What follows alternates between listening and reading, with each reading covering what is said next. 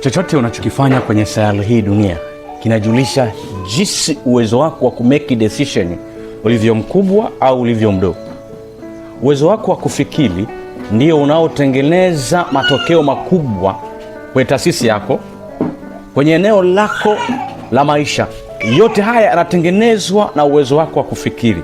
Mtu mmoja aliwahi kusema, anaitwa Daniel Goleman. Daniel Goleman anasema ubora wa kufikiri ndio unaojulisha ukubwa wa matokeo utakaoyapata. Anasema kuna namna 5 za kufikiri. Namna ya kwanza ni polarizing. Polarizing ni namna ya kufikiri ambayo namna hiyo ya kufikiri inaweka mambo katika makundi makubwa mawili, yaani kupata na kukosa. Polarizing.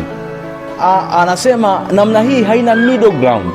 Madhara yake, mtu wa namna hii, mtu wa kufikiri kwa namna hii, kimfikiria mtu ni mbaya, huwa anahitimisha ni mbaya moja kwa moja, huwa haoni mazuri. Matokeo yake, hata kama huyo mtu anayemfikiria vibaya, hata kama ana kitu kizuri, yeye anahitimisha kwamba huyo mtu ni mbaya moja kwa moja. Wakati kwenye maisha haiko hivyo. Kama aliambiwa biashara hiyo ni mbaya, kama aliambiwa Wasukuma ni wachawi, anahitimisha hivyo hivyo.